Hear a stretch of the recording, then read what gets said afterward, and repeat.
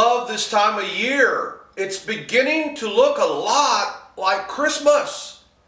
We've got candy canes, we've got gifts, we've got Christmas trees, we've got pumpkin pies, we've got Christmas lights, we've got Christmas music, we've got Christmas shopping.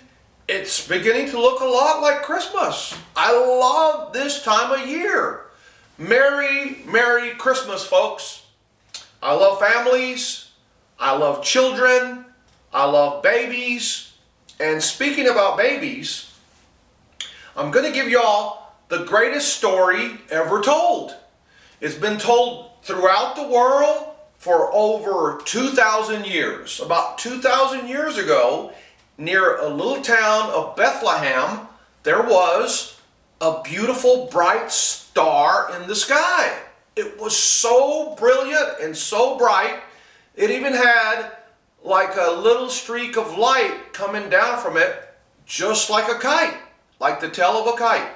And 3 wise men noticed this star. And also there were some shepherds looking at their flock and taking care of the flock, and they noticed the star too. And they were like, what is that signal? What is that telling us? It meant something special. It meant that something was going to happen that's going to change the world forever and ever and ever. Well, come to find out, there was a special little baby born in Bethlehem. And Mary was his mother. And Mary would take care of him, and she noticed that the baby was the breath of heaven. There was something special about that little boy.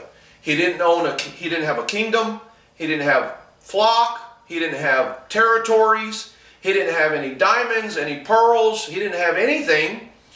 But that little boy grew up to be very special. And when he was about 33, he started preaching to the people, and the people would listen to him, and he had beautiful stories to tell. He had good wisdom to tell. He had a lot of spiritual things that he shared from his Father in heaven, and he loved it.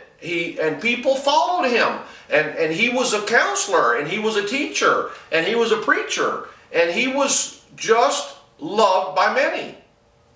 So that little boy, like I said, grew up to be something very special. Now, here it is, 2020, and we still get to tell that story and share that story. And what they finally did, a few years back, they invented a candy cane. And the candy cane signifies or is dedicated to that little baby, Jesus. It's a J for his name. It's a staff for the shepherds and their flock. It also has a red stripe, which is the blood he shed for us.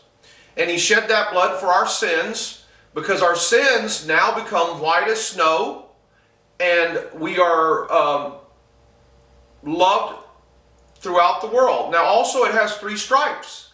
The 3 stripes represent that we are healed through his stripes. And also the candy cane is sweet. It's a sweet candy that represents the beautiful relationship that we have with him, and it gets sweeter by the day because we get to spend time with him in his spirit, and he has a sweet, sweet spirit. Everybody loves candy canes. Fa la la la la, fa la la la la la. Remember, if you love my videos, you can go to YouTube and you could subscribe. It's free. You can also text me. You could send me a message. You could do whatever you want. But if you want to see me in person, in 4-dimensional, at the historical stockyards, I'm there every weekend, Saturday and Sunday, starting from 11 a.m.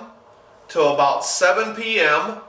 And I am at 101 Exchange Avenue, historical stockyards, right off of North Main, directly north of downtown Fort Worth.